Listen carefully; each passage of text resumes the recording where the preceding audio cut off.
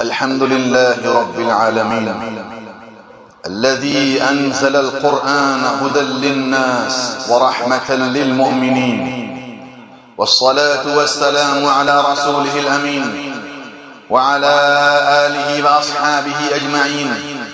أما بعد، فيا معاشر المسلمين، إن هذا الزمن كثرت فيه الشرور والفتن، وانتشرت فيه المظالم والملاحم، فلا نجاة منها إلا بالاعتصام بالكتاب والسنة. مثلا أن قراءة سورة الكهف يوم الجمعة أو في ليلتها تعصم وتحمي وتحافظ قارئها من الفتن المذكورة فيها، مثلا فتنة المال والدنيا، فتنة الدين وفتنة العلم، فتنة الحكومة وفتنة السلطة.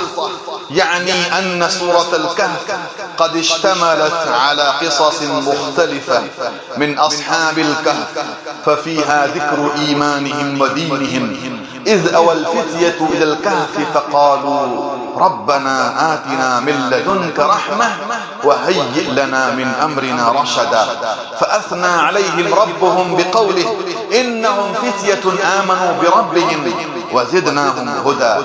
وكذا قصة موسى وخضر عليهما السلام، وكذا قصة رجلين جعل الله لأحدهما جنتين، وكذا قصة ذي القرنين. فالمستفاد من هذه القصص أن في قراءة سورة الكهف عصمة من أمثال هذه الفتن، وتيسير النور لقارئها، والسكينة ما بين الجمعتين. نسأل الله التوفيق لما يحب ويرضى. أما فتنة المسيح الدجال عباد الله، يعلموا أن هذه الفتنة هي أشد فتنة وأكبرها في الأرض تكون، نسأل الله السلامة والعافية، أعاذنا الله منها. لذلك النبي المصطفى صلى الله عليه وسلم أرشد أمته إلى النجاة منها بقوله من حفظ 10 آيات من أول سورة الكهف، وفي رواية من آخرها عصم من الدجال. نسأل الله التوفيق لما يحب ويرضى. عباد الله، اعلموا أن مفاتيح الفرج لترويح القلوب وتفريج الكروب هي الصلوات الخمس المفروضة، والقرآن الكريم، والأسماء الحسنى، والصلاة على النبي، والدعاء، والتوسل، والاستغفار. ربنا افتح بيننا بالحق وأنت خير الفاتحين. فقولوا في الدعاء يا فتاح يا عليم يا باسط يا كريم، افتح لنا أبواب رحمتك، افتح لنا أبواب بركاتك، افتح لنا ولجميع المسلمين والمسلمات أبواب التوفيق، أبواب اليسر والرزق، أبواب التقى والغنى، أبواب الرحمة وفضلك. آمين يا رب العالمين.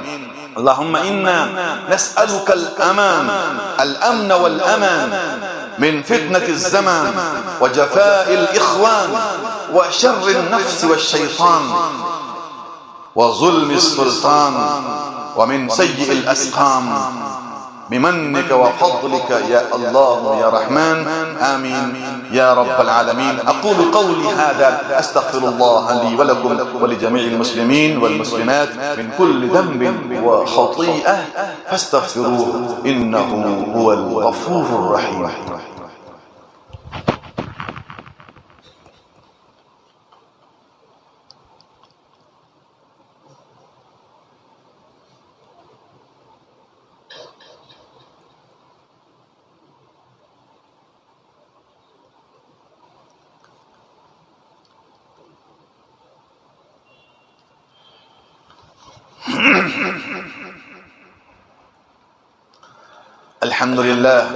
الحمد لله نحمده ونستعينه ونستغفره ونؤمن به ونتوكل عليه، ونعوذ بالله من شرور أنفسنا ومن سيئات أعمالنا. من يهدي الله فلا مضل له ومن يضلله فلا هادي له، ونشهد أن لا إله إلا الله وحده لا شريك له، ونشهد أن سيدنا ومولانا محمدا عبد الله ورسوله صلى الله تعالى عليه وعلى آله وأصحابه أجمعين. أما بعد، فيا معاشر المسلمين، قال الله سبحانه وتعالى مخبرا وآمرا: إن الله وملائكته يصلون على النبي يا أيها الذين آمنوا صلوا عليه وسلموا تسليما. وقال النبي صلى الله عليه وسلم: من صلى علي صلاة واحدة صلى الله عليه بها 10. فأكثروا الصلاة والسلام على النبي المصطفى صلى الله عليه وسلم وعلى آله وأصحابه أجمعين.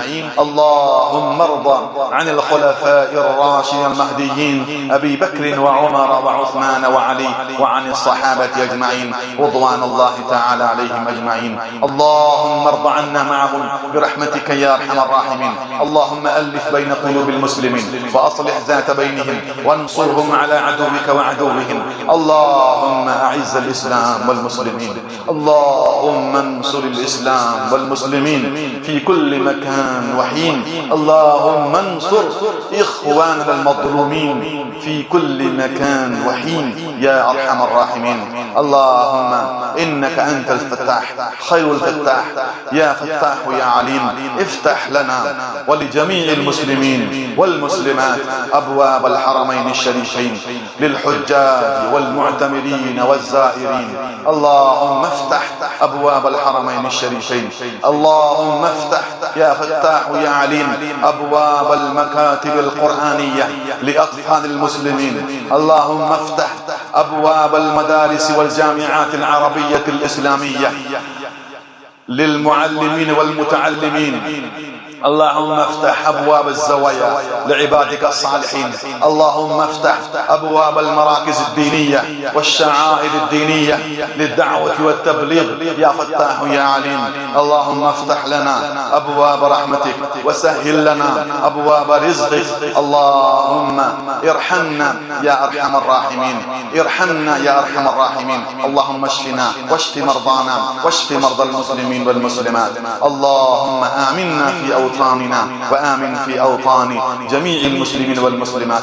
اللهم أعنا على تلاوة القرآن وذكرك وشكرك وحسن عبادتك على النحو الذي يرضيك عنا ويقربنا إليك يا الله يا رحمن. اللهم اغفر لنا ولوالدينا ولأساتذتنا ولمشايخنا ولأزواجنا ولأولادنا ولأصدقائنا ولأعزتنا ولمن أوصانا بالدعاء ولمن له حق ومن وإحسان علينا. اللهم اغفر لجميع المؤمنين والمؤمنات والمسلمين والمسلمات الأحياء منهم والأموات، إنك سميع قريب مجيب الدعوات برحمتك يا أرحم الراحمين. والحمد لله رب العالمين. عباد الله، إن الله يأمر بالعدل والإحسان وإيتاء ذي القربى وينهى عن الفحشاء والمنكر والبغي يعظكم لعلكم تذكرون. فاذكروني أذكركم واشكروا لي ولا تكفرون.